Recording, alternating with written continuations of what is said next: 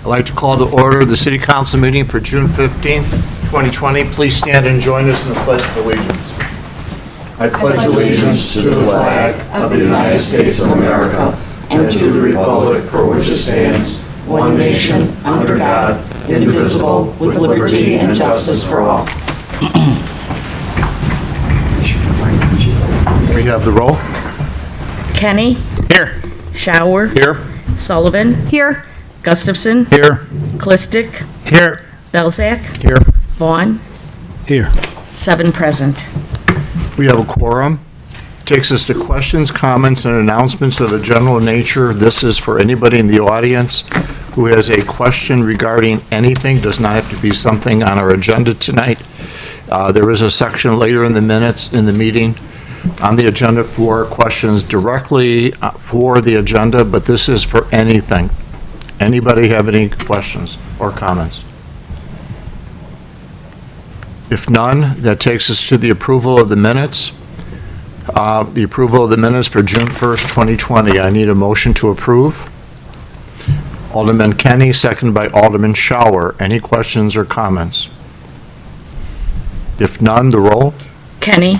Aye. Shower? Aye. Clistic? Aye. Sullivan? Abstain. Vaughn? Abstain. Belzak? Aye. Gustafson? Aye. 5 ayes and 2 abstentions. The minutes are approved. Takes us to receiving of communications. Any communications from the Alderman? Alderman Shower? Thank you, Mr. Mayor. I got 4 correspondence this past week about the sign that's the proposed sign that's on the agenda tonight. Joan and Jack Graham, Michelle Hauska at 1376 Chapman Drive, Joan and Rich Brandeis at 1387 Urban Drive, and Brian Gay all voiced their opinion in objection to the sign going in at the corner of Cass and Plainfield. Thank you. Anyone else? Alderwoman Sullivan? I had a communication with Larry Smith of Carriage Greens on Glen He had some concerns about utility ditch on Carriage Green Way. I addressed it with Dan Gombeck, and Dan coordinated it to be taken care of with Brian Broderick and the staff at Carriage Greens. Thank you very much. And also another area down his street that Dan provided me with some prior communications about a sewer project, and so I was able to pass that on and connect with another resident about that. In the audience tonight, we have Anna and Richard Garrow about their pool on Glen Eagles that's already gone through municipal services tonight, and I've been in communication with them along with many other members of the city staff in trying to aid them in getting a permit for their pool. That's on the agenda tonight. I've received communications and calls from some residents in Brickridge Creek regarding the Honey Bee Farm on Kearney, which is basically at the very edge of Downers Grove unincorporated, with residents just to the south of it that belong in Darien. Some concerns about noise, smell, traffic, and that a business is operating there. It's a piece of property that was prior family residence and now has become more of a farm-type situation. I've been in contact with city staff and mayor and talking with some of the folks at DuPage County on how to, work with this business and, what's allowed and what's not. And obviously with it being not in Darien, how we can help our residents with the situation. So. Thank you, Mayor. No problem. And as Alderman Shower shared, I have received several emails from residents, some of which the names he mentioned, Brian Gay, Joan and Rich Brandeis, along with the Krapikas and the Johnsons, about the sign, the proposed billboard sign at Cass and Plainfield in opposition of it. Anything else? Alderman Kenny? Thank you, Mr. Mayor. I have a communication from Carol Jerkash regarding some police questions that she had for Chief Thomas, which was able to forward over to Chief Thomas. I've also received communications from Bonnie Casera, Sue Prophet, Michelle Huska, which I think Alderman Shower alluded to, Linda Painter, Kathleen Abati, also Jack and Joan and Jack Graham, all opposed to the sign at Plainfield Road in Cass. Anyone else? Alderman Klista? Thank you, Mayor. I received a few emails from a few residents with regards to policing. They had some questions with regards to what happened in Minnesota. Chief Thomas has addressed those questions even before I brought it to his attention, so I appreciate that. One of the things when reviewing the monthly report, I do got to say I was very impressed that he mentioned that if there's a second officer in the scene that notices a first officer using excessive force, that he has the responsibility to step in until the first officer in charge to hold off or pull back if excessive force is being used too much in that incident. So thank you for that, Chief Thomas. And also I received a few emails with regards to the sign, mostly against the sign. So that's all I have. Anyone else? I have some communications. I received a very nice email from Jim Pine, who, along with his brother Chuck, owns Chuck Southern Comforts. He sent a very nice email to us thanking us for the return of his food and beverage tax, which he said greatly assisted him in reopening the business. I too received emails. I went back to June 1st, which is 2 weeks ago. I got an email from Matt Stafford, Joan Brandeis Gunlock, Michelle Huska, Sue Prophet, and Joan and Jack Graham opposed to the sign. I got an email from Susan and Dean McCula, Andrew and Brooke Piasecki, Sarah and TK Booth, Betty Saja, Jennifer Santucci, Vince and Rhonda Esposito, and Greg Sullivan, all in support of the sign. And that's my communication. Anything else? If none, then that takes us to, Mayor, just real quick, are you the only one that got communication in favor of the sign? I got seven emails from 7 residents. In favor of the, in Yeah, favor? all in favor. Alderman Clistic, though, you implied Clistic that got you some. had something that might be in favor, didn't you? Yeah, like a few weeks ago, I think I received one. Jerry gave me Legansky gave me a call of his block saying he had some concerns of that as well. So. You question why they would. No, just, there's only one person that got in favor, and everything else, so I'm just trying to, The reason I think I received them is because in our Darien Direct Connect, if you want something mentioned at a meeting or brought up at a meeting, it says contact either the city administrator, Brian Vanna, or the mayor. okay. So I think that's why they contacted me, but I wanted to, this is over 2 weeks. This is what I've received over 2 weeks, and I think it's only fair to read the 7 yeah, you're people absolutely who right. said they were for it. Absolutely. Okay. All right, that takes us to the mayor's report. And tonight is both a happy night and a sad night, because tonight we wish farewell to an individual who's been part of our city for a long time, who has served us well. But it's happy for him because he's leaving with an opportunity to do wonderful things for his family.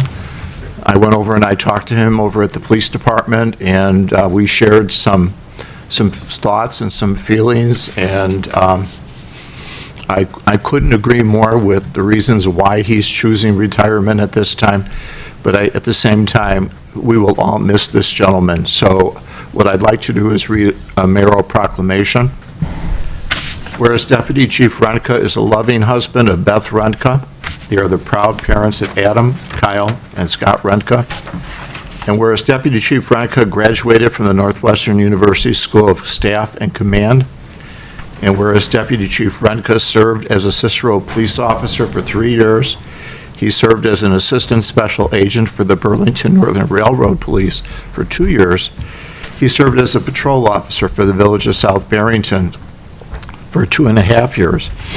Whereas Deputy Chief Rentka was sworn in as a Darien patrol officer on August 20th, 1993, and served in this role for 11 years. He was promoted to sergeant on May 3rd, 2004, and served in this role for 11 years.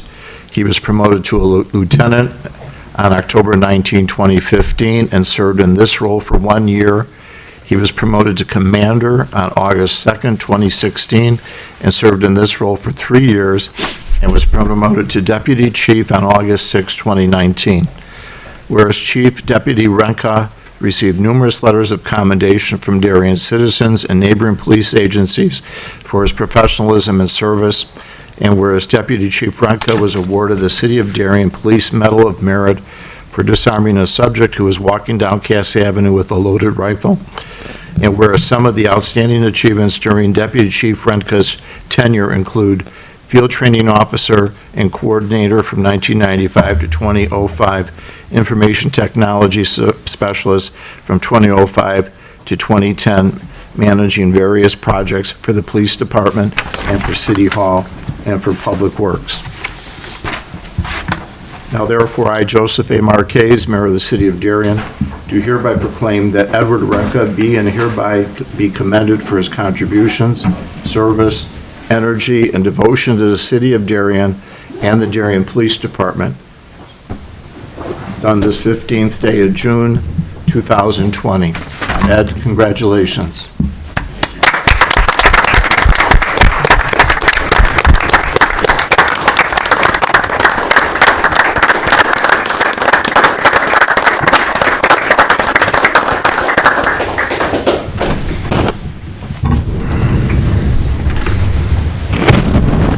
Man, I gotta tell you everything?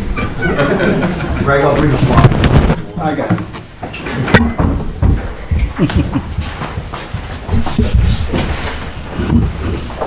We don't shake hands. No handshaking. No hug. Sorry. Can you get that pillow? All right. They want a picture, right? Oh, okay. Chief, can you get in there too? Chief, Steve, Chief. right? can you get in there too? And your wife. Oh, okay. Oh.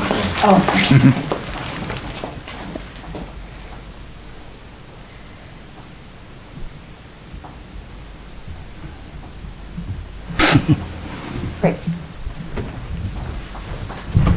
Come on, Boomer. As read by Mayor Marquez in the resolution, here tonight to recognize Deputy Chief Renka on his retirement after serving the public for more than 30 years as an officer.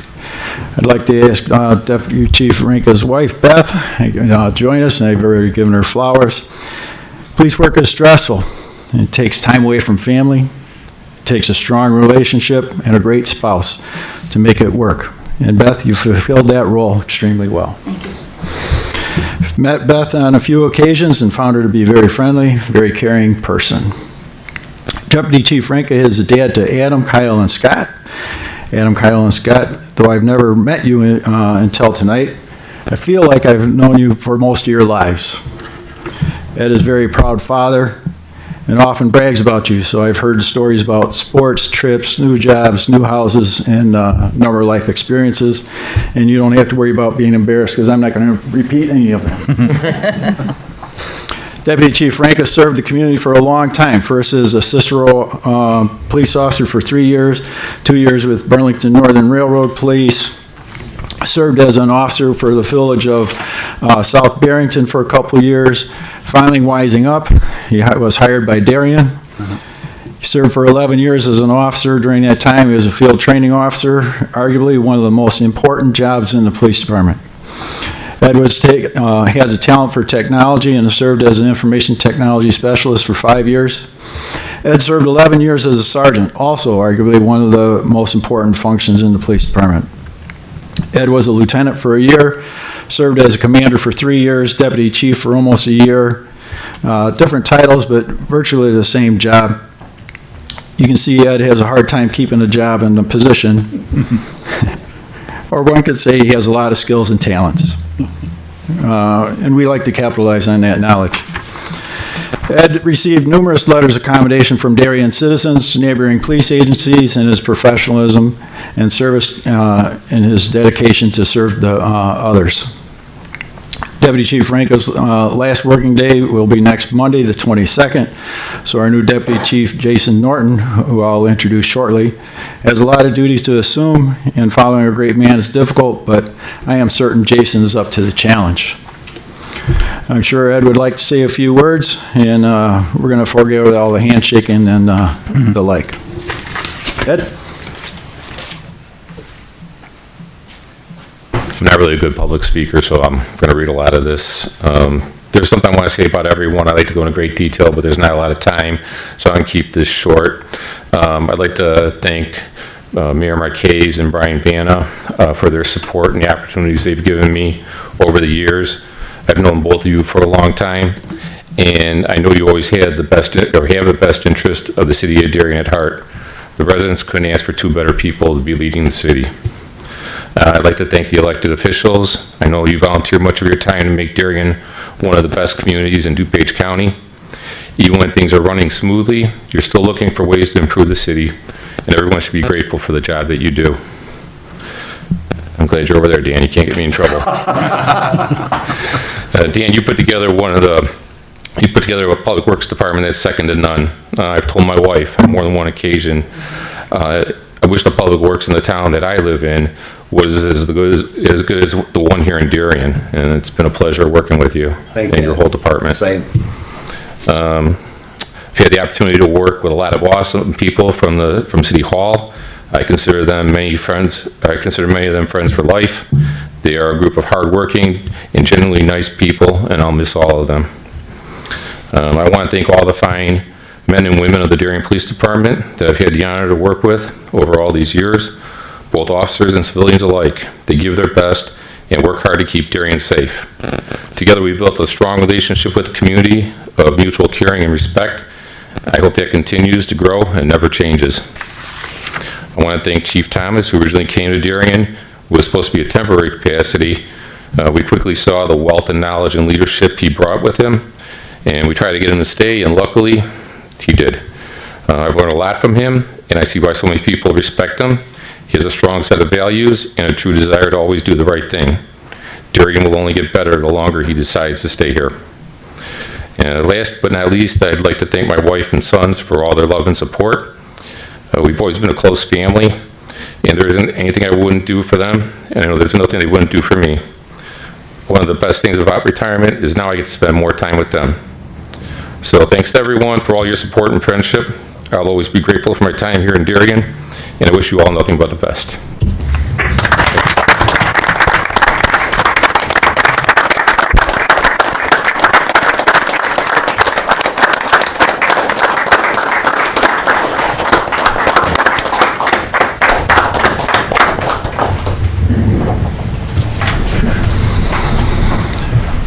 For not liking public speaking, did a very nice job.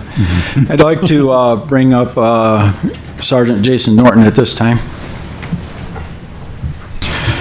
Deputy Chief Ranka announced his retirement. My immediate thought was about the loss of the institutional knowledge and the daily interaction that I would have with that. However, life goes on. There needs to be leadership in the police department. What we did was put together a selection process with some minimal requirements of education and experience. We had 3 sergeants that submitted their names for the position of deputy chief. I was very happy with the applicants, knowing that I would have a very difficult job selecting the position. Regardless of who was chosen, I would be in good shape, and so would the PD department. Received the candidates' resumes, we conducted interviews, had a written exercise, and asked department members to complete a rating on the candidates. Through the process, one name kept surfacing, and that was Sergeant Jason Norton. Items said about him by his peers and those who worked for him consistently said leadership, fair, open-minded, willing to give feedback. He was smart on how he did discipline, knew when and how much, and it was done in a manner that the individual learned from it. Jason has an opinion about various aspects of the job, but would consistently look for others' input and would give others' opinions an honest consideration. Sergeant Norton is married to Katie, and they have 3 kids, Bryant, Lawson, and Colton. I'm sure they're proud of Jason. Unfortunately, things moved pretty fast since Deputy Chief Ranka decided on retiring. Jason was just told last Friday of the selection, and plans had already been placed by his wife and sons. Jason was hired by the Darien Police Department in September 2001. He served for 18 years. As an officer, he was a field training officer and a school resource officer. He was promoted to sergeant in September of 2014. He's been a sergeant for nearly 6 years, and he served as a patrol sergeant and investigative sergeant. The investigative sergeant was a new position created after the retirement of Commander Pickley. Sergeant Norton took charge immediately, clearing hundreds of old cases, conducted several investigations himself, and created the position from virtually nothing. Sergeant Norton will assume the deputy chief position on Tuesday, September 23rd. And I'd like to introduce you to Jason, and he could say a few words as well.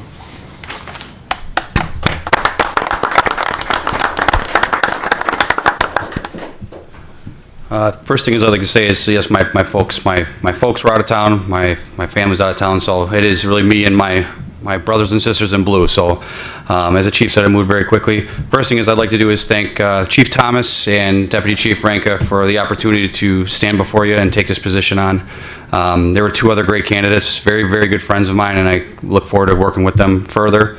I don't live in the city of Darien. I've been in Darien for many years, almost 18 years, 19 years now. I look at this as a second home. I really do. I'm invested in this place. I love this place, and I just look forward to doing the best I can and making the citizens proud. I have nothing else prepared, but thank you for your time very much. I appreciate it.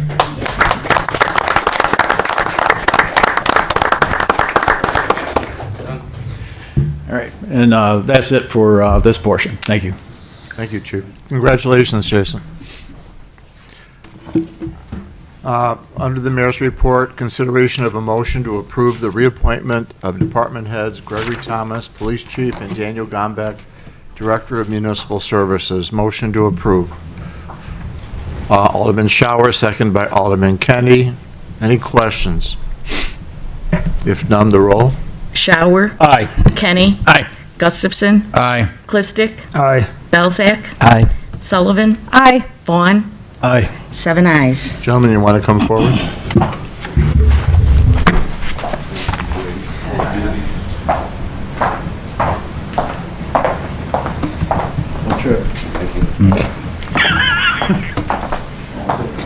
Please raise your right hand and repeat after me. I state your name. I, Dean Gombeck, Do solemnly swear do solemnly swear that I will support the Constitution of the United States that I will support the Constitution of the United States and the Constitution of the State of Illinois, and the Constitution of the State of Illinois, and that I will faithfully discharge and I will faithfully discharge the duties of the duties of police chief, the duties of municipal services, according to the best of my ability. according to the best of my ability. Congratulations. Thank you.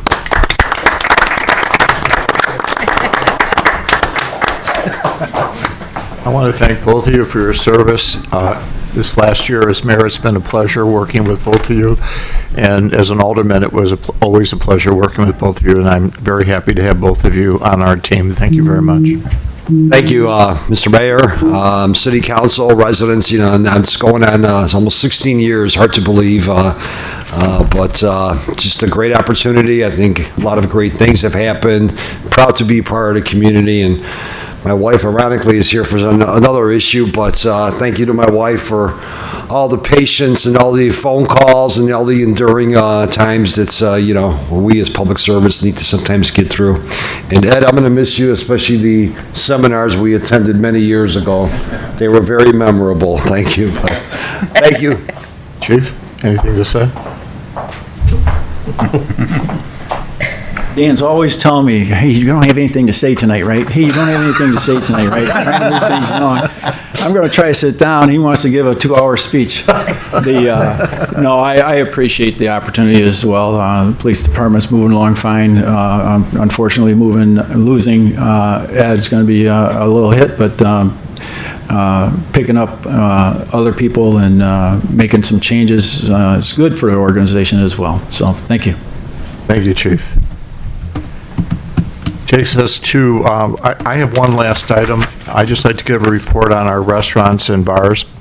As you know, restaurants and bars have been open for 2 weeks for outdoor dining. We are currently in Phase 3 of the Governor's Restore Illinois plan. But if you look at all the metrics that are used to judge what phase we're in, we are actually in Phase 4. If all holds true, then on June 26, Governor Pritzker should be announcing that restaurants and bars can open to limited indoor capacity. In speaking with several of our local owners, we have our EDC committee out actually going and meeting with restaurant owners. And our restaurant owners have told members of our EDC they would like to see that indoor capacity be 75%. We really don't know what the governor is going to announce, but a lot of them said that if it's not 75%, it's going to hurt them. They really need to be able to open to that capacity. But we'll find out on June 26. But a number of them are doing well. Brian and I went around, we gave the checks out, the food and beverage tax, which a lot of them have just greatly appreciated. And so I continue to ask our residents to take advantage of Darien restaurants for the outdoor dining and hopefully at least 75% capacity on the 26th. And keep your fingers crossed that the metrics stay the same. If anything, in DuPage County, we're less than 5% positivity rate, and hospitalizations are down 75% in DuPage County. So we're very pleased with that, and I just wanted to update the council and the public as to that. With that, then, we have the city's clerk report. Joanne? The city offices will be closed on Friday, July the 3rd, in observance of Independence Day. The city council meeting for July 6th has been canceled, and our next city council meeting will be held on Monday, July 20th. Thank you, Joanne. City Administrator's report. Thank you, Mayor. One item, wanted to thank Lisa Clem and the staff. Our website has now been updated. You got a notice today. There's a few glitches as every transformation of every website ever. You'll find some. I think, Lester, we fixed yours issued today, and Mary, you already had a couple suggestions. So please look at it, and whether you're a resident or city council member or staff, give us any suggestions, and, you know, we can nurse it along as we go. But staff did a great job on that, and I hope the residents appreciate it and find it easier to use. Thank you. Thank you. Department head information questions. Dan, I'll let you go first because I know the chief has a report. Anything you want to update us on? Yeah, just two items, Mr. Mayor. The first one is at the corner of Lyman and Plainfield. Recently, Nicor has moved some equipment in. They did something similar several years ago. Kind of looks like a larger type of silo. It's to depressurize the gas line for a construction project that they're going to be doing. And again, it's basically the mainline transmission line that they need to energize to certain PSI. So with that said, we just found out today that they were starting to do this, so we've requested information from them so we can have it put on our media portal so residents will know. But it is a standard procedure, so there's nothing to be alarmed of, so I want to make sure if residents drive past there and they see that, I want to reiterate that first and foremost. So that tower is just temporary? That is temporary, that is correct. Second of all, I just forwarded the information over to Mr. Vanna and Lisa Clem in regards to the COVID-19 expenses. DuPage County just sent us some information requesting the information of all the expenses. So again, it seems that the process is going to be taken through DuPage County for reimbursement. What the exact reimbursements are at this point, I don't know, but we just received that email late this evening. Thank you. Thank you, Dan. Chief Thomas? I'll make it short. Fireworks, don't. No. It's pretty simple. I think the city put out a piece of information about not doing fireworks, and there was people talking about the injuries that they sustained during using fireworks. They're dangerous. They're an explosive. So I ask you also, please not to those, in that video, there was also some statistics about how many people killed and how many people injured each year, trying to have a little bit of fun and making a little bit of noise and a big flash in the sky, but it's just not worth it. Quite honestly, leave it to the professionals. Unfortunately, this year with the COVID-19 and some other things, most people have discontinued their fireworks, but there's a lot of ways to celebrate our independence without the fireworks. Even the legal fireworks, there's a part on that video clip that talks about the kids getting hurt, and the kids are getting hurt with the legal fireworks, the sparklers. They'll sparkle them, toss them on the ground, step on them, or they'll burn them down and burn their hands. So just be very smart about some of the legal fireworks as well. If there's an issue with fireworks and it obviously peaks in towards the end of June and the beginning of July with calls to the 911 center, but if you're bothered with the fireworks and have an issue, just call the 911 and we'll dispatch a car and see what we can find and how we can either educate or enforce that problem and keep it from happening again, because it is annoying, especially when you're trying to get to sleep at night or do whatever and you constantly are hearing the big booms, and that noise just carries forever at night, and it's annoying and problematic. So again, just reach out and ask to not to partake in the fireworks, illegal and dangerous. Any questions for the chief? Yeah, Chief, in my neighborhood, these illegal ones have already started, and I'm assuming then the people, like you say, should just call the police department. When your officers are out patrolling, are they specifically listening to see if they hear illegal fireworks and stopping, or are they waiting to get a call, or how do they manage that? No, they'll take a proactive look at the fireworks when they go off. Again, the way that bounces between houses and buildings and those type of things, kind of hard to pinpoint where they're coming from. So they will take action if they see it and hear it themselves. But you don't have to wait to have an officer drive through the neighborhood and see it and hear it to take action. You can always call 911. Okay. Absolutely. Anything else for the chief? Lester? Yeah, thanks, Mayor. I have a few comments on the report. First of all, I just want to thank you, Chief, for putting together this comprehensive report and in detail, and a lot of the questions that I had, like Alderman Klistic, you've actually addressed it in your monthly report here.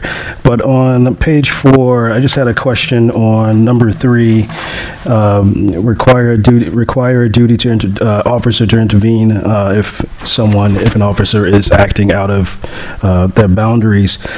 They're supposed to step in. What happens? What is the consequence if they don't intervene and they don't report it? Is there a consequence for that? If an officer is stepping out of the bounds of his duty, another officer sees him and he doesn't report it, what happens in that aspect of their required duty to intervene? Yeah, it's typically how that would come about is, either a citizen complaint would tell us about it and we would do the investigation. We also take the opportunity to review video tape at a random pull. A couple times a month, each sergeant pulls a couple videos just as a random check, make sure a few things. One, that they're using the video equipment, that the video equipment's properly functioning and the like. So in a situation that you bring up, Alderman, is that there would be a violation of policy that would be investigated.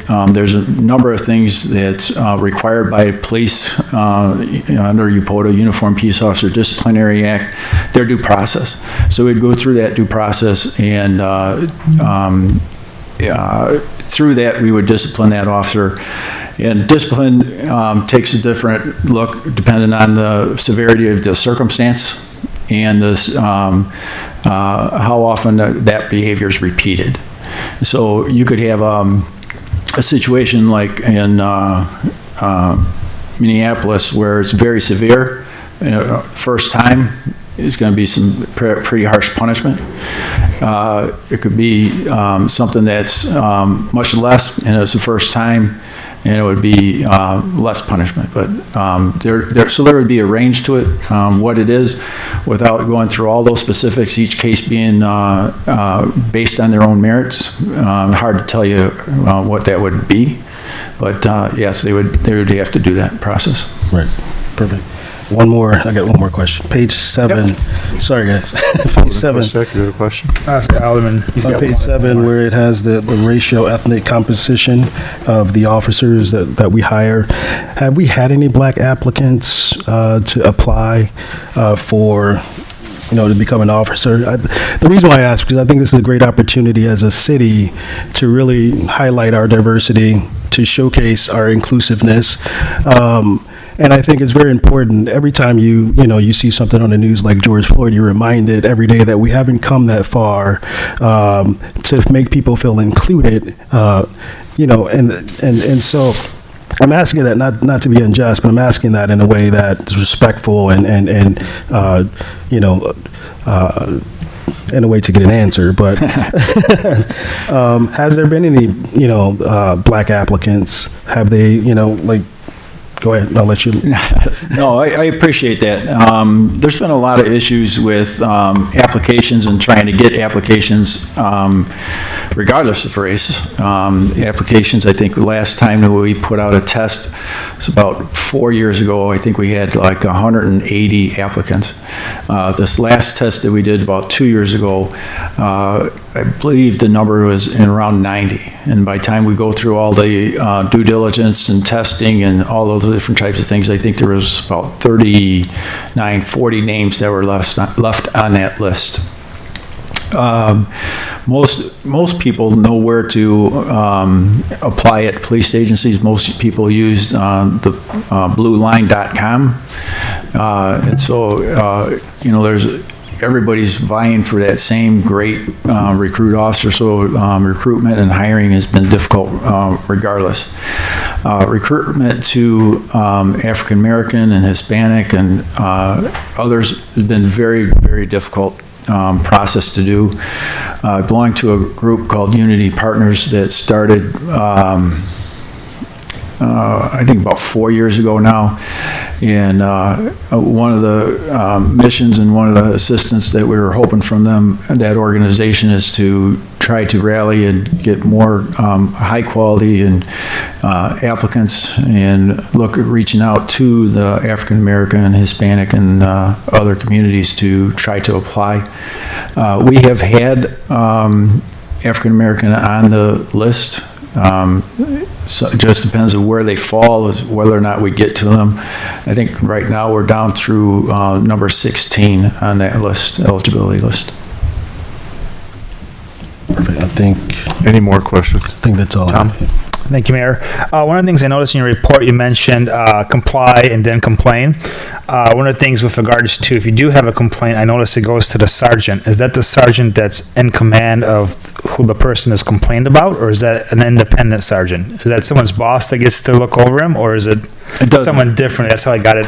Looks like it's his It doesn't boss. matter. It's several part series. So when the person comes in to complain, they have the officer or the sergeant is obligated to take that complaint. The only time he's not obligated when it's clearly not a violation of policy or state law. A person complaining about getting a traffic ticket, that's handled at court. It's not handled as a part of a performance complaint. If that person is complaining about the rude behavior or some other aspect of policy or law, then we would take that complaint. So it doesn't really matter who they complain to, the sergeant's going to take that complaint.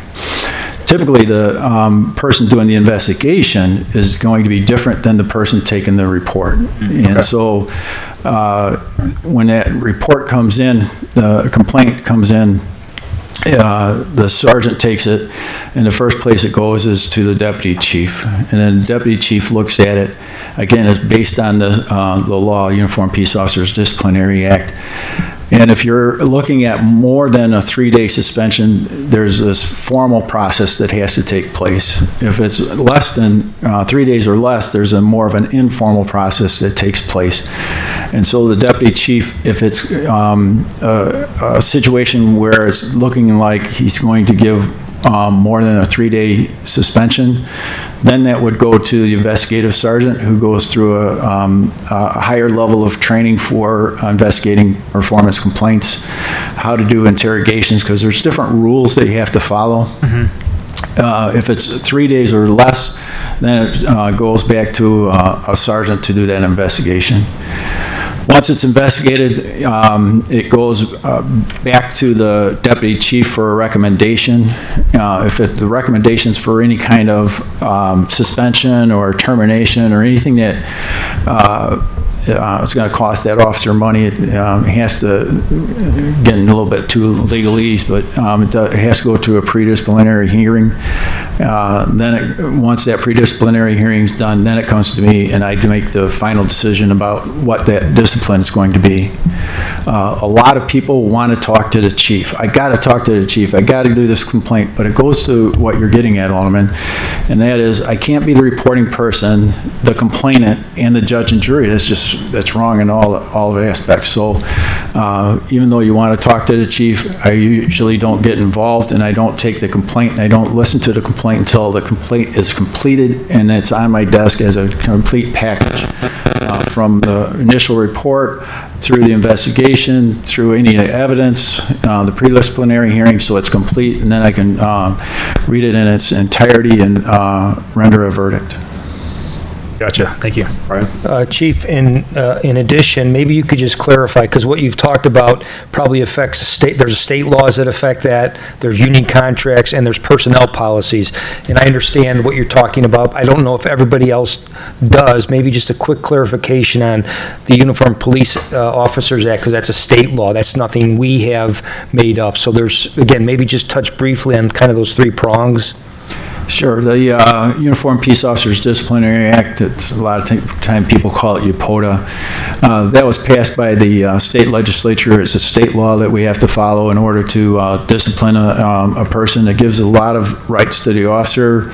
It gives certain responsibilities to the complainant. The complainant has to sign an affidavit that what they're saying is true and correct. It gives the officer some opportunity to hear the complaint against them, be notified that there's a complaint, be notified and given a time to do the interrogation. It has to be on his shift, her shift, on a day that they're working, all these different types of rules. That's all under the law. There's some things within the collective bargaining agreement, not so much that hinders us. I think there's some agencies that complain about the rules within the collective bargaining agreement, especially when it comes to terminations and discipline and the like. Our collective bargaining agreement doesn't give up too many rights as it's written. We do have to, when the appeal, about the only thing real difference in the appeal is if I suspend for 5 days or less, it goes in front of the Fire and Police Commission.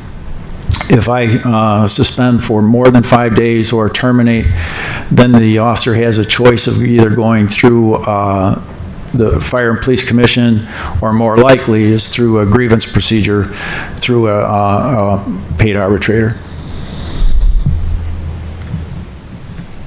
When you see attorney's bills on the bill list periodically under police department, there's a lot to go through, and we do rely on our city attorney quite a bit for a lot of those issues. Thank you.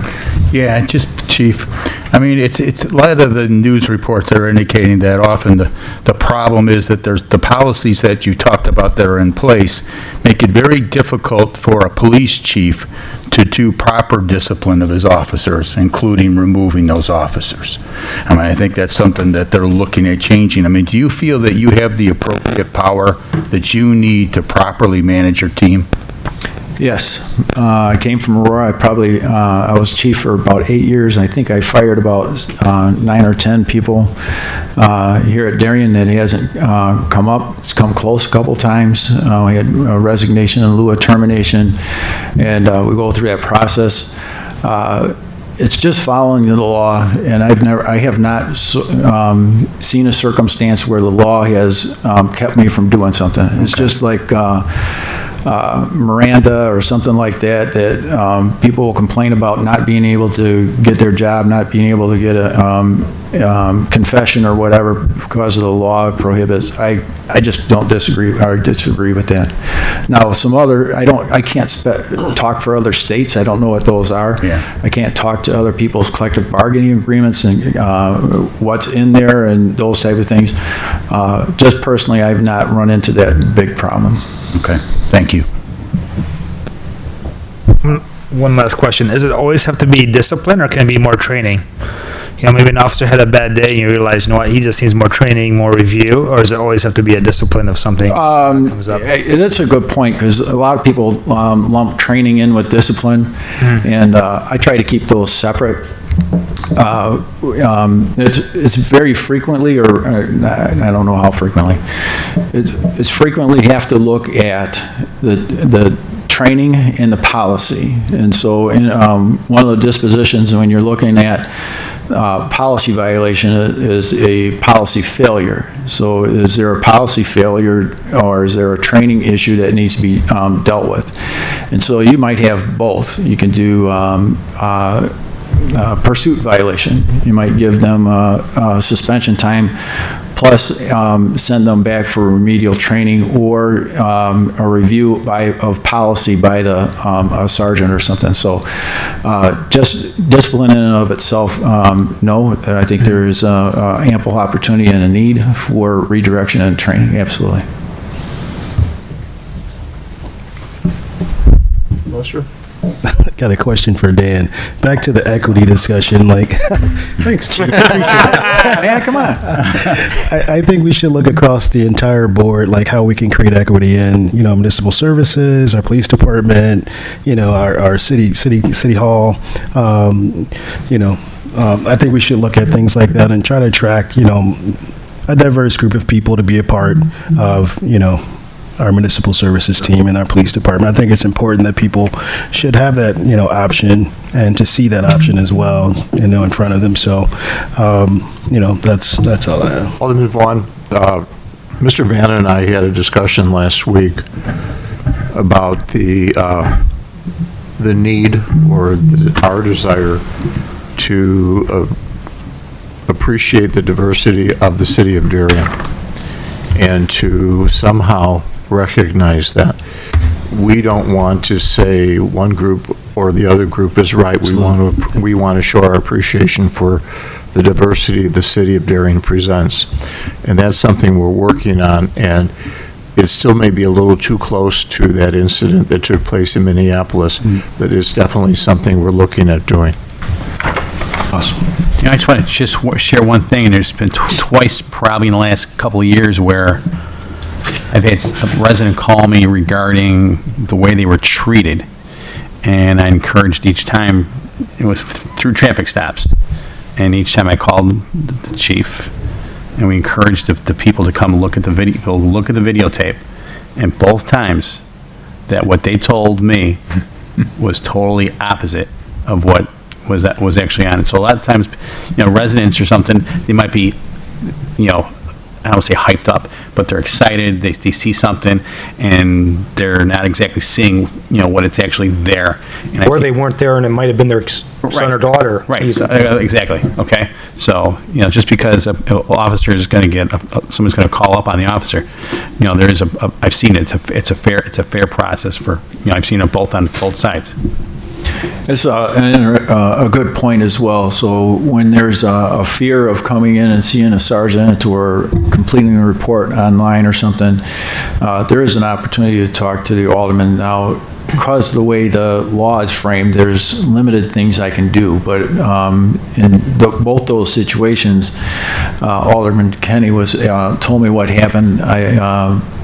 Both situations had videotape, and both situations clearly showed that what the complaint was about was totally false and erroneous. So that's a good thing to have the videotape. And then I'll continue to talk about this situation, because it's not going to die out, and rightly so. I think it needs to be on our minds, and we need to take a look at policing and see what, if anything, can be improved. And so I'll be talking about this in different segments. I forget how long this was, 8 pages or something. So just going to break it down a little bit to so people not reading a manifesto, but they're reading it in short bits. One other quick question. Do all your officers wear the camera? There is no body cams at all. No body cams. All in the squad car, in-car video cams. Okay. I mean, is that something that you feel it would be beneficial, or? We can always look at it. It's probably one of the biggest things is costs. And then you saw in my writing that there's a ton of things to look at. And as long as we don't think that the camera in and of itself is a panacea to fix everything. And there's a number of issues that are going to come up with the camera. I think just the two instances that we talked about tonight in Darien, and I think I put one incident in there from Aurora. I could put a lot more incidents in there about how those cameras have just helped the police department with showing what was truth out there. And I imagine that wrongful death suit that I talked about, or if it went that direction, would have been a huge expense to defend for Aurora had not there been that videotape that clearly showed how that accident occurred. I'd like to say this one more thing, to wrongful deaths, like that's the finality of the whole thing. But when you look at wrongful convictions in this country, my wife is on the front lines of this, wrongful convictions and proving their innocence. So it's very important that our officers get it right the first time and not have to go back and redo it. Chief, you know this firsthand from being in Aurora with the wrongful convictions, one wrongful conviction that was overturned because of you. Correct. And we have to prevent things from like that happening, from where 25 years of their life has been taken from them for an officer's mistake or, egregious act. So that's what we're trying to prevent. We're not trying to, be malicious, but we're just trying to prevent the wrong thing from happening that takes literally somebody's life away and it affects families down the road. So that's what the conversation's about. Yeah, there's Illinois and I think it's Texas are some of the two states that are most reversed, but it sounds bad.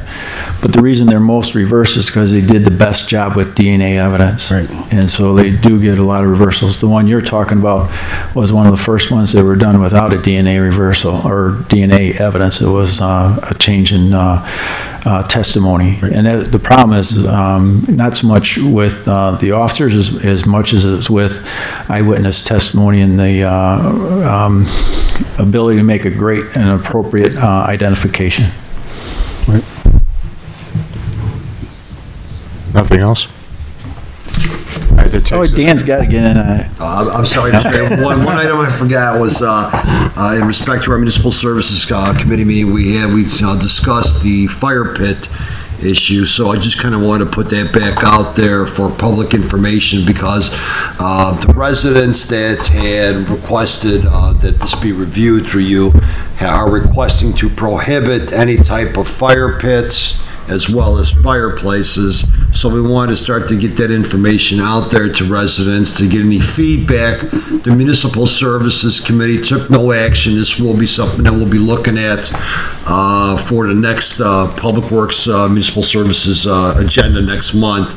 So, but meanwhile, that was one of the things that this will be coming back. So we want to make sure we get feedback from residents, positive or negative. So I felt that it was... Actually, that was a item when I was an alderman and part of municipal services that came up a number of years ago, and that discussion went on for several months before we came to some type of conclusion with that. What Dan's talking about is a response to 3 emails that I received from residents who are very upset about the smoke that comes across into their backyards.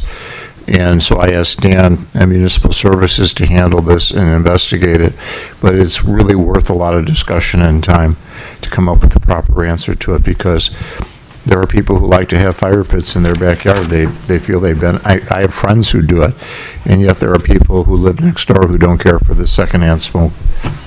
And I made the mention during Municipal Services this evening, one of the challenges is that you have a resident on this corner that is incorporated Darien, and the resident kitty corner from them is unincorporated Darien. Yeah. And they're going to have their fire, and they're not.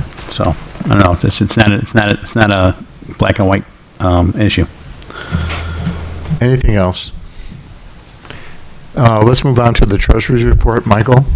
Thank you, Mayor. This evening, I'm requesting council's approval of warrant number 2020-104 in the amount of $547,969.10 from the listed funds, as well as payroll for the period ended June 4th in the amount of $266,654.21, for a total to be approved of $814,623.31. Motion to approve. Alderwoman Sullivan, seconded by Alderman Belzak. Questions or comments? If none, the roll. Sullivan? Aye. Belzak? Aye. Gustafson? Aye. Vaughn? Aye. Shower? Aye. Kenny? Aye. Clistic? Aye. 7 ayes. Warrants approved. Standing committee reports. Aldermen have any of the reports regarding our committees? Alderman Belzak. We had a municipal services meeting earlier this evening. We approved the minutes of the February, which was our last municipal services meeting, and our next municipal services meeting is currently scheduled for July 27 at 7 p.m. in council chambers. Thank you. Alderman Kenny.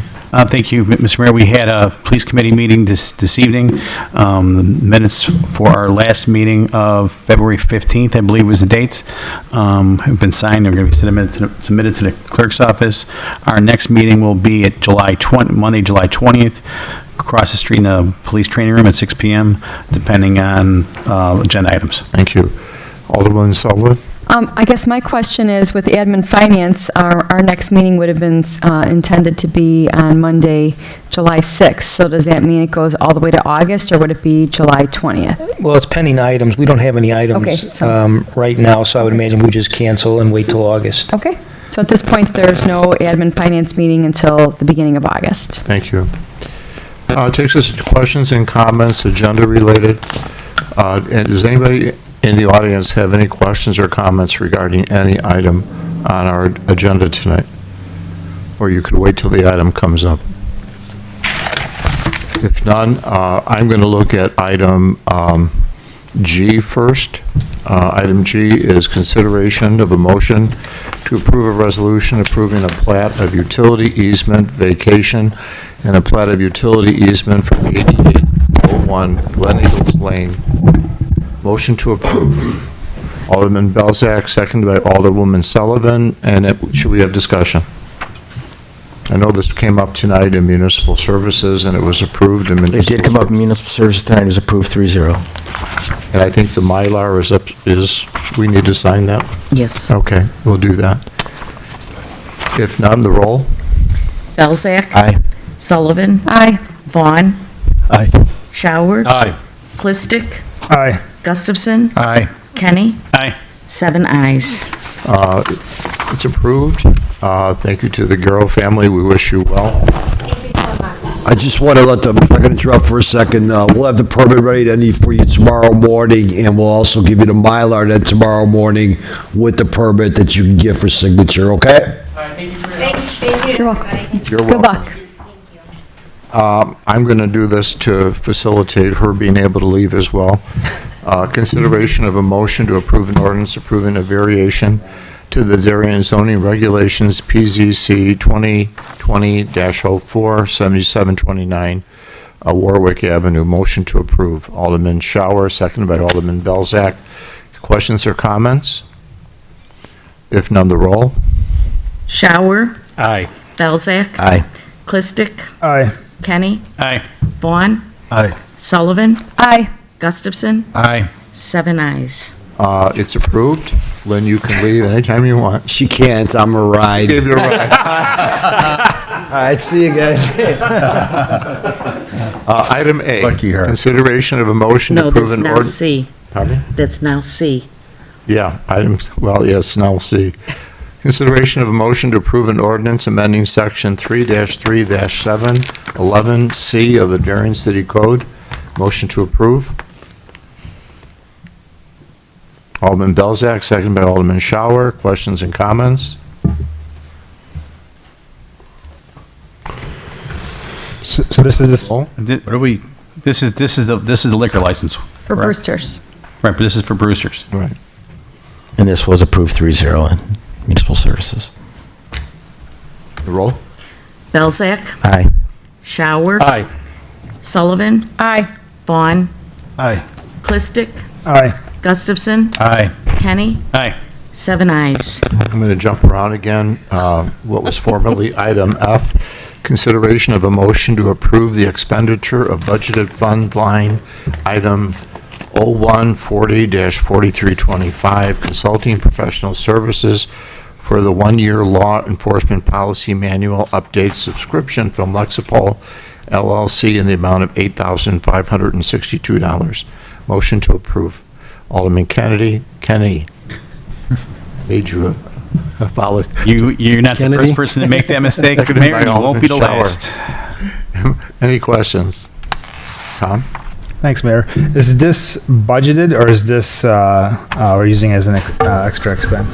It's budgeted item. Okay. Yeah, police budget. No questions? We have the roll. Kenny, Aye. Shower, Aye. Vaughn, Aye. Belzak, Aye. Sullivan, Aye. Gustafson, Aye. Clistic, Aye. 7 ayes.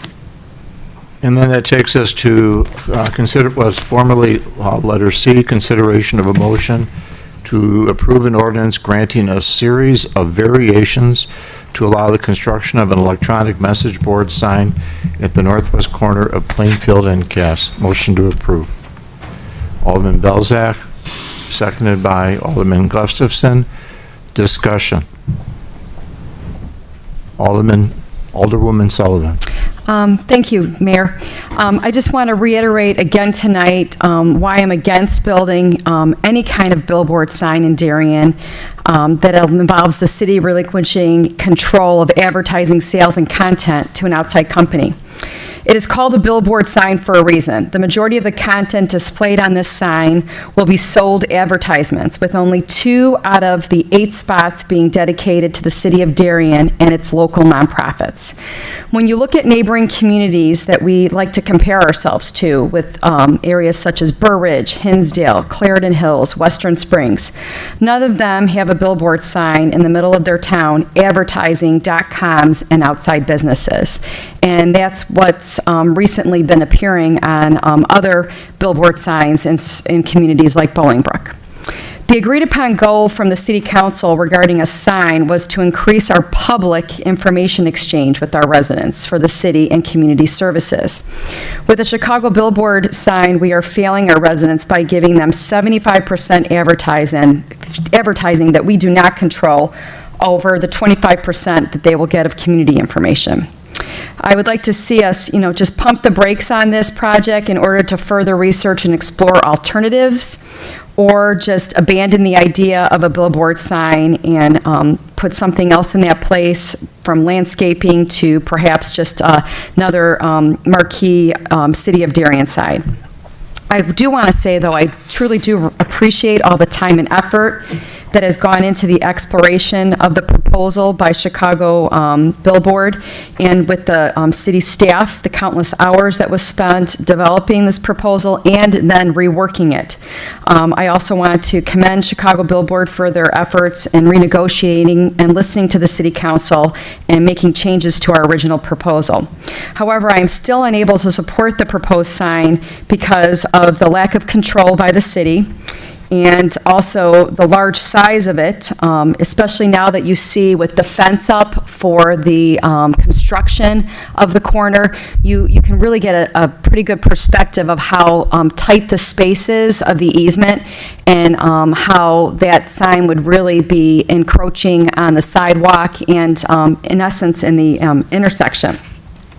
One of the emails I received from a resident suggested, exploring a traffic study, because I know early on when we first had these conversations, residents came to the meeting expressing concern about it being a traffic hazard. Darien prides itself on a nice place to live and has worked hard at beautifying our common areas. I truly believe that a large marquee illuminated digital sign will take away from our intimacy of our town.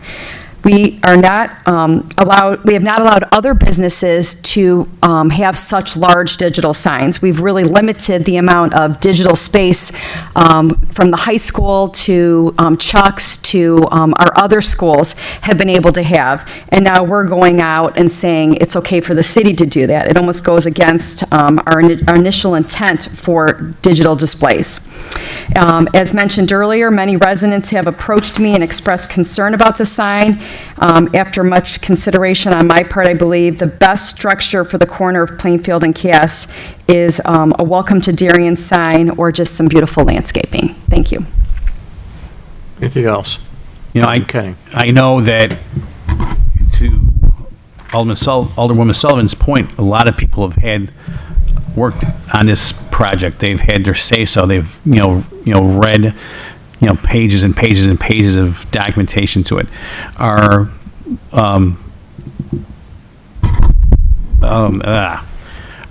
public zoning, that vote went 5-4. Only one vote. We've had a handful of email communications here tonight from the alderman showing that lack of support for the project. The mayor did himself had some positive. Where I'm going with this is it's too close. It's too close of a vote to put something of this magnitude on that corner. I believe it's being. I mean, I know it's a 5-foot platform and a 7-foot sign, but it's still 12 feet and a very, very tight corner.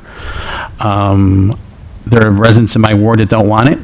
They're by that sign a lot more than a lot of other people are through it. I think the residents have spoken up that they don't want the sign. I don't want it either, for the reasons that Alderwoman Sullivan alluded to here moments ago. Anyone else? Alderman Shower? Thank you, Mr. Mayor. The two things I keep thinking about this is what was our intent originally about having the sign, and that is basically to turn around and let people know what's going on in the city of Darien. And I keep thinking about the fact that you're in a very busy area, okay? People are looking at the sign, they're not paying attention half the time in that area. And I look at it not only as one, there's gonna be an issue with an accident, bound to happen. I'm also thinking about the fact that, we should look at it in a different place. What about outside the city hall? What about in front of the police area? Where it's basically a nice long straight shot so we can get some information out to the people. The biggest thing that I see though, when it gets right down to it, is that we're not controlling anything. Somebody else is. And when we take that control out of our hands, we're gonna have some issues that are gonna come on up and we're gonna hear about it. I think it's too much money, okay, that, hey, we're gonna make $300,000 sign, but it's too much money that I think we're gonna end up losing in the long run by having people advertise outside of us. And I just don't think it's a good idea. And having a 12-foot sign there, it's not going to work. So that's where I'm going to leave it at. Anyone else? Alderman Belzak. So we got started on this because of our goal-setting concerns about putting out information on behalf of the city. And is this the perfect solution? No. Is it better than what we are doing right now? Yes.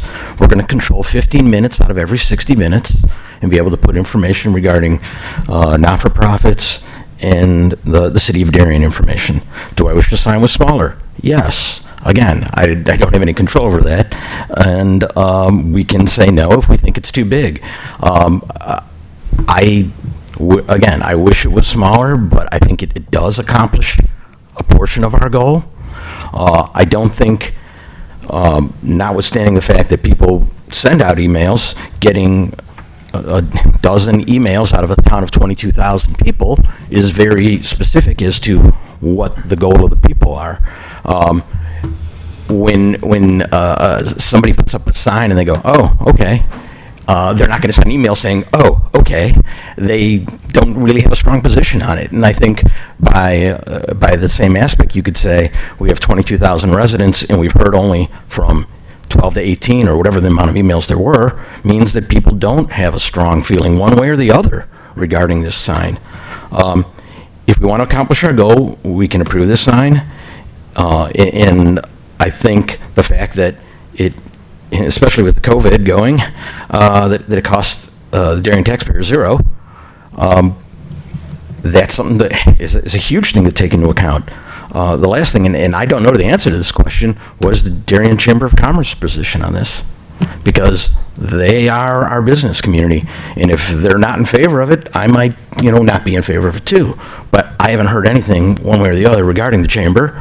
If they think it's a good thing, if they think it's an opportunity for the Darien businesses to advertise, I don't know. And again, do we have control over the other 45 minutes? No, we don't. Well, there's only 7 of us here making the decision for 22,000 people too, so. Correct. But we got elected to do so. That's Right. correct. Just want to address a couple of points because Tom Belzak brings up some great points, but a couple things. Having worked on the Darien magazine for many years, selling advertising to local businesses in Darien has been very hard, very, very hard to do. That's one of the reasons why the magazine floundered, was because of not being able to sell advertising. So we can't count on local businesses affording advertising, and I can guarantee you, unless a spot's going to be given free, which one will be given free, but the list is long of nonprofits in the community, that 95% of the nonprofits in Darien would never be able to afford to buy even an ad at a nonprofit rate. And now more than ever, because of COVID, people's extra dollars, or especially nonprofits, their fundraising money is way down. So I think that would be a challenge. I feel, I'm a huge communications person. I, really was all gangbusters initially at the concept of a sign. But as the sign developed, I feel greatly that the trade-off is not worth it, and it's not going to accomplish our goals, because yes, we will get some information out there, but I think our efforts are better spent on trying to communicate in other methods, and we're doing a really good job of that so far with our direct connect and our social media. We talk about, the seniors, not reaching the seniors. Well, many seniors who are homebound won't even be driving by the sign, and will be driving by the sign at the right time. I just feel a sign of that size, it's called a billboard for a reason, belongs on the interstate, does not belong at the intersection of Cass and Plainfield, because it's just going to be, it's not going to be an attractive thing, even though it'll be done up with stone and have a water feature. I think it'll be an eyesore. Gustafson. Yeah, I personally, I was in favor of putting 3 signs up there. I'm disappointed that we're almost down to 1 sign.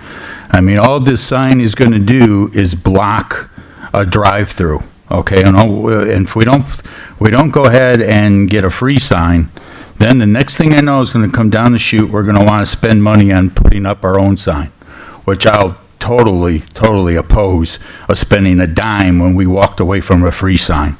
There are a lot of residents out there that do not have internet access, that need some type of communication. This is a way of doing it.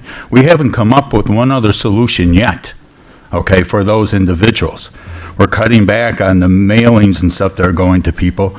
So what are they left with? They got to get some way of getting communication to them. And like I say, and if we don't put this up, I mean, you're going to get complaints about the headlights from the drive-through. They're going to be very distracting. They're probably going to cause more accidents than the sign itself. So we're going to have to do something now, landscape-wise, now to try to block it. And that's going to be very expensive. I've heard, $30,000 thrown around, where we've just made huge cuts, and now I'm going to spend $30,000 when I could have got a free sign. It just doesn't make sense to me. Alderman Vaughn or Alderman Klista?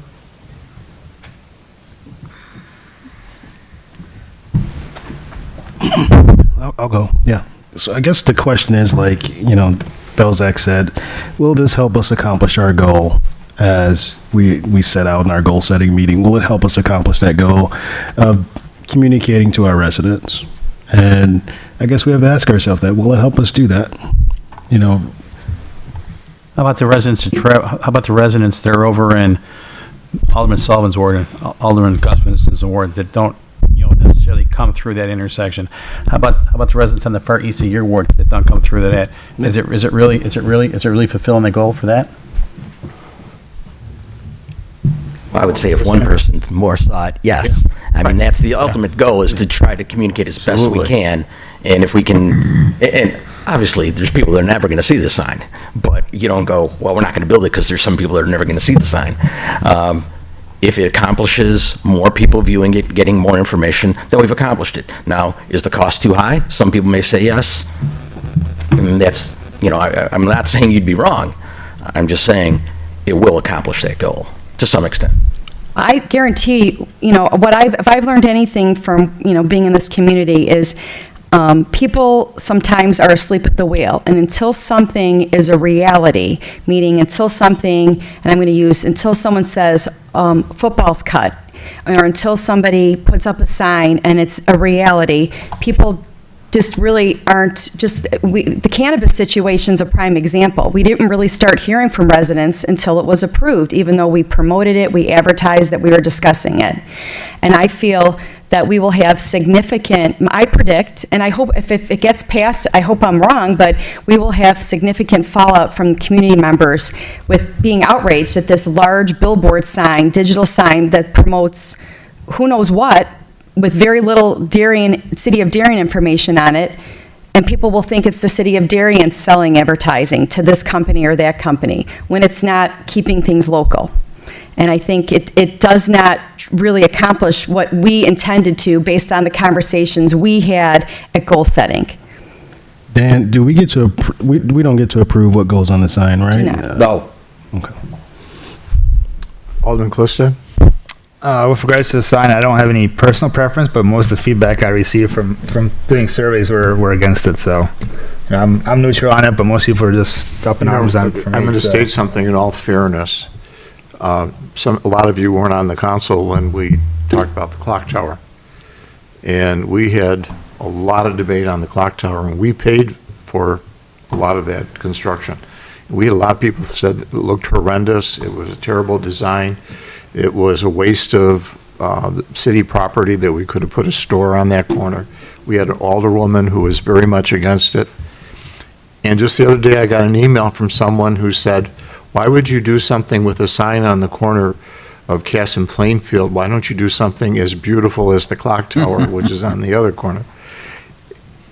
People were against that too. They didn't care for it, right, Dan? Very much so. Very much so. And Why you looking at me, right? Why you look at me right away?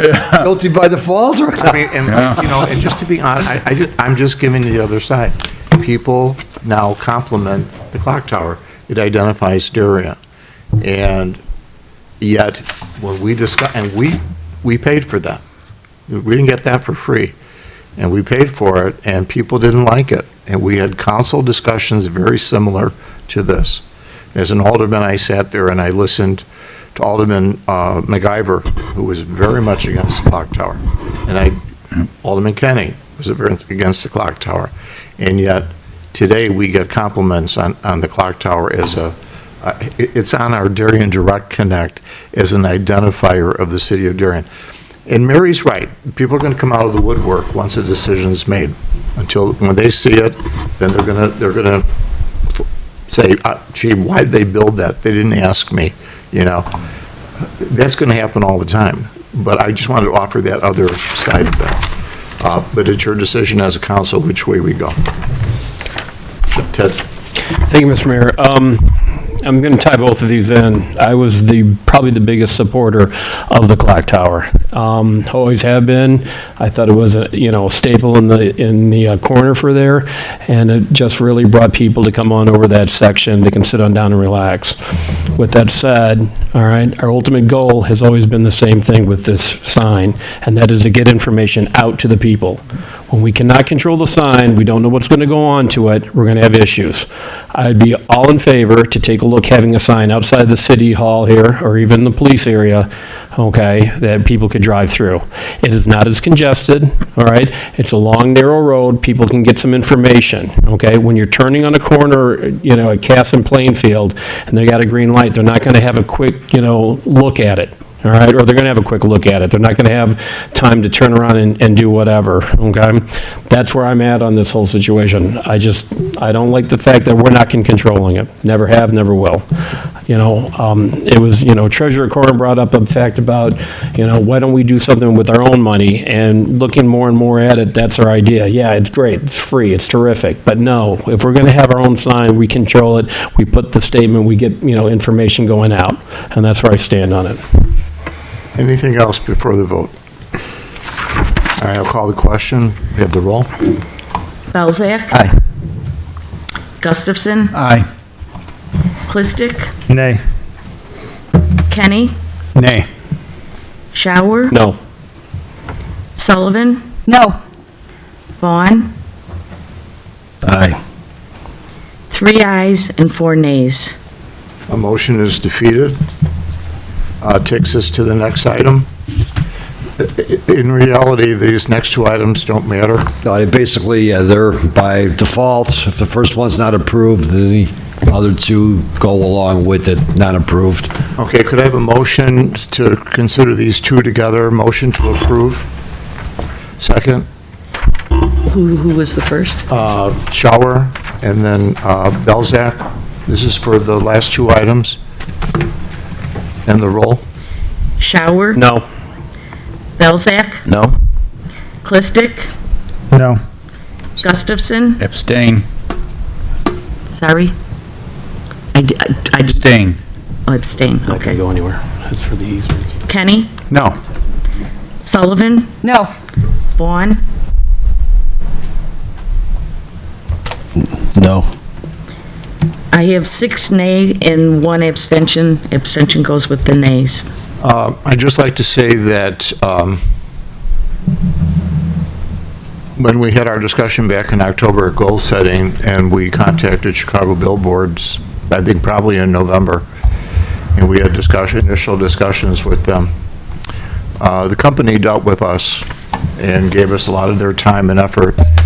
And Alderwoman Sullivan said it, and I think it's appropriate to say thank you to them for the time and effort they put into this. The city staff as well, Mr. Gombeck, Mr. Hennepin, the whole staff. The fact that Chicago Billboard came back, acknowledged the differences the council had with the first proposal, and was willing to renegotiate, I give them credit for that. We will come up with something for that corner. And Bill, I wanted to thank you very much. Very sorry that it turned out this way for you. I think there's always a positive that comes out of everything, so we will look for that positive as a city. But I want to say thank you to you and your staff for what you did do, and appreciate it. Dan? Yeah, Mr. Mayor, is there any direction from the city council at this point to look at this corner for a potential landscape easements, under city? Well, I'll be very straightforward and honest with you. If this digital sign's not going on that corner, I do not want a Hinsdale South or Lady of Peace Republic Bank sign message board on that corner. To me, I think that would be demeaning, and I don't care for those signs. To me, that they don't look appropriate for the corner. I would prefer a curved wall, something beautiful, a brick that said City of Darien with landscaping that possibly had a water feature that complemented the clock tower across the street. And I would ask you to get started on something like that in terms of a proposal that this council. But as far as the sign, as mayor, I will not entertain the idea of another sign on that corner. Okay, I think Dan's asking if we do want to do something in that corner, we'll still need an easement to come Correct, back. So I think what Yeah. we should do is, because Mr. Manos, in our agreement with him, will provide us an easement even if we do something different there. Correct. So Dan is asking if he should come back with an easement, so at least the city has the rights in the future to do something. And I believe we should have that easement.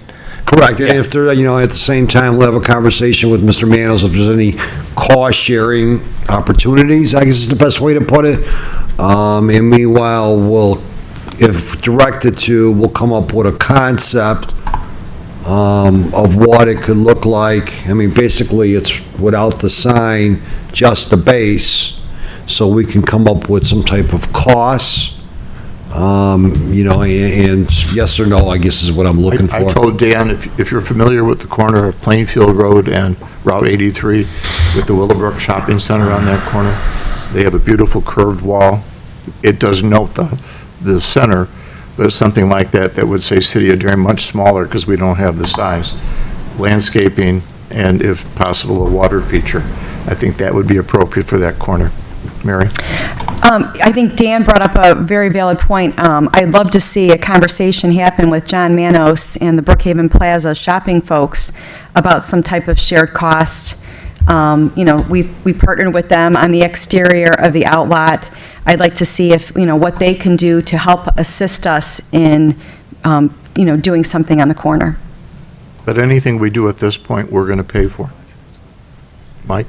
I'd just like to throw my 2 cents in, and I think as Alderman Gustafson has indicated, at this point, it's going to cost us whatever it's going to cost us. That corner, we already have the clock tower. How many of those corners do we want to say, welcome to Darien, welcome to Darien? If we want welcome to Darien, why don't we just do a little stripe around the clock tower instead of adding another one to this? With respect to Mr. Manos and putting the arm on him some more, he was perfectly willing to do the building he was going to do.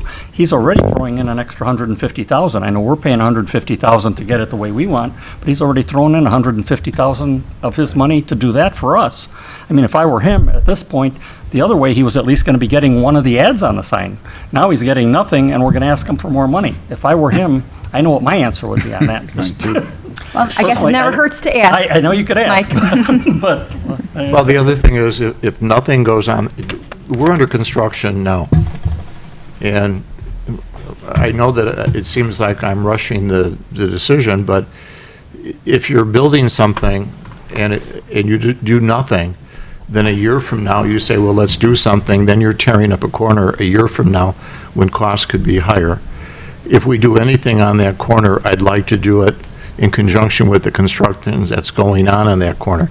If you do nothing on that corner, if the council says, we don't want to pay for anything, and Mr. Matos does not want to share in the cost of anything, then what you're looking at is a piece of grass with a drive-through with stacking of cars going through Dunkin' Donuts. That's what you're looking at. And keep in mind, Mr. Mayor, that John Manos will have the opportunity to come back to put a regular sign on that corner for Pedro's and Dunkin' Donuts. So again, that's just something else to be considered, which he has the right to. How large of a sign does he have a right to put up himself? I would have to double check that. So he could just put up the same size of sign and be done with it. No. it I would don't not be know if that it will, large. I don't know if it will be the same size. There's certain digital square like footage, that. and I don't have the formula in front of me, so. Yeah, the sign code specifies how big it could be. That's not going to happen per the sign code. What's not going to happen? A sign that Manos would put up a sign the size of the one that we Oh, were the size, proposing. okay. No, I don't think so. No, It would couldn't be happen. governed by. Yeah, that's part of the reason I was just looking for 12 some feet. direction. So Dan, are you recommending that we go forward with the easement still so that we then can still have control over that corner? If, I'm requesting for the easement, provided that we're gonna do some type of landscape feature. By us having control and doing nothing is not an option. By us having control and working with John through an agreement for a landscape structure, then yes.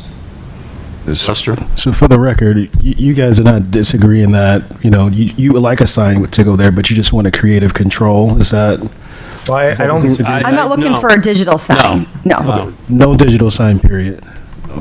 No, not at all. I'm trying to remember, I thought landscaping was included in the Dunkin' Donuts property and then between the property and Cass. Wasn't there supposed to be shrubbery or hedges? Oh, yeah, or? no, there is, correct, there is. Well, originally, Mr. Manos, when he submitted the plan, he had a mini clock tower sign that said Darien Welcome or something there. It was. That was part of our original concept Yeah, that we was the original. suggested to John. It was small. Yes. But there was going to be, that was cost sharing, but details of that cost sharing were never really put out there or formulated.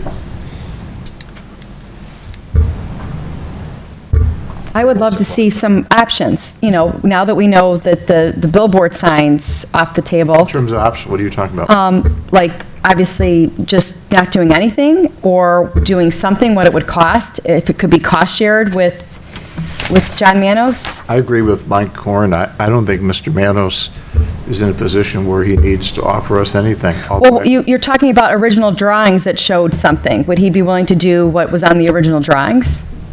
That was part of our concept to him. Oh, okay. So he included it in there. It really wasn't all of John's thought process and say, hey, I'm going to build you guys a... Yeah, it wasn't for him to pay. Okay. Well, I guess if nothing is done, what will that corner look like? Let us know what that corner will look like, I guess. The owner will have nothing, number one. Number two, it'll probably have the opportunity, it will come back for a sign. If he's within the sign code, it may not even come back at all. So it'll be just a building permit process.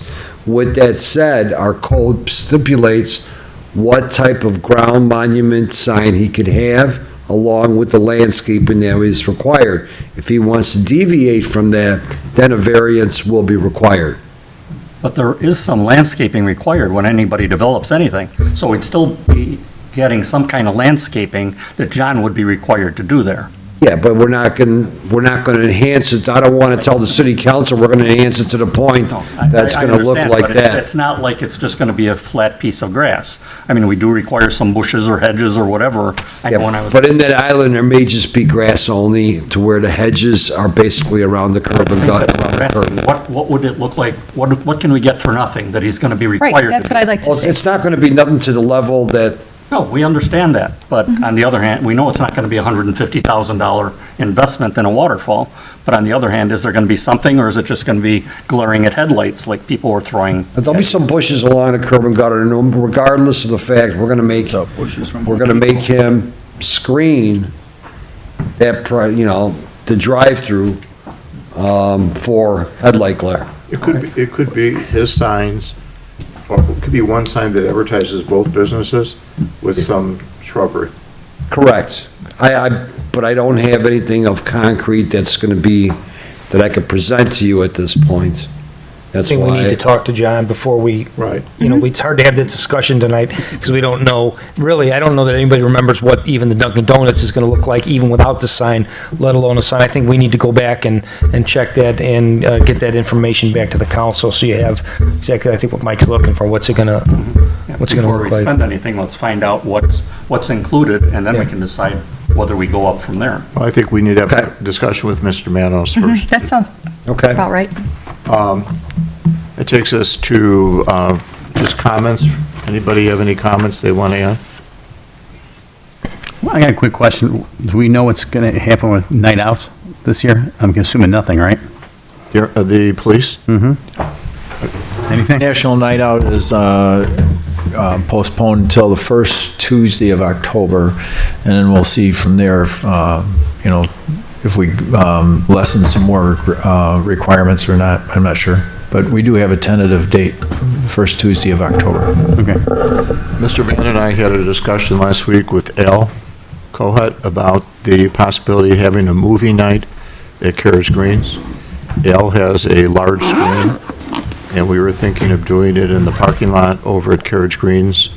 Burr Ridge did one. They actually hired a company that has a truck. The top of the truck opens and a large billboard type of screen came up, and they showed a movie, and they had people in their cars. We were thinking of more or less something where people would put lawn chairs, or they would sit down and we'd watch a movie. Okay.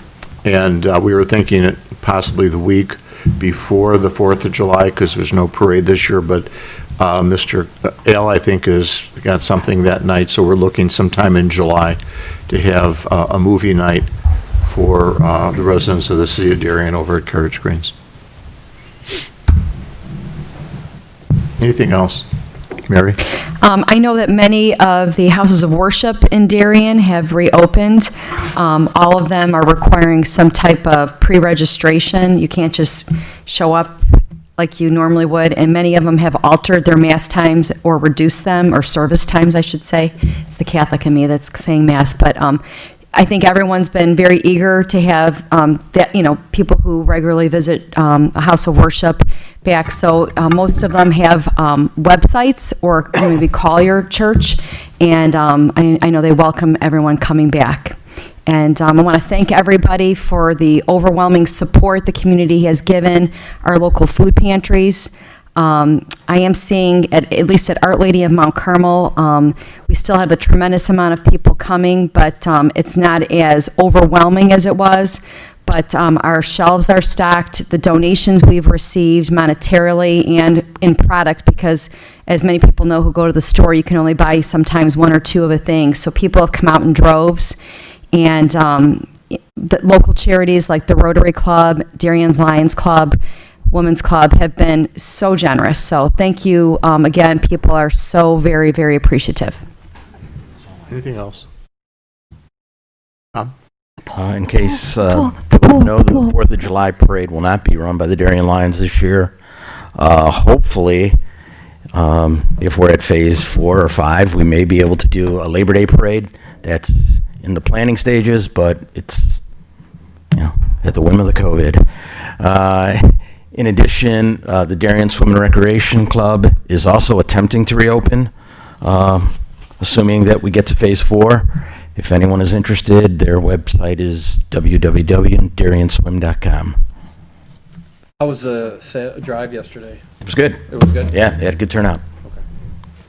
What are they looking at? Something like 1/2 of the membership to pay? Well, the goal is to get 75% of the membership. 75% of the membership. And they're probably about halfway to that goal right now, maybe a little more. I know they've talked about following, CDC guidelines, and we don't know what the state's going to ask them to do yet. Right. But, the state could say limited 50 people, this or that, social distancing. I know the state is also saying don't wear your mask in the water because you can't breathe if you get it wet. You think most people would understand that, but there could be restrictions.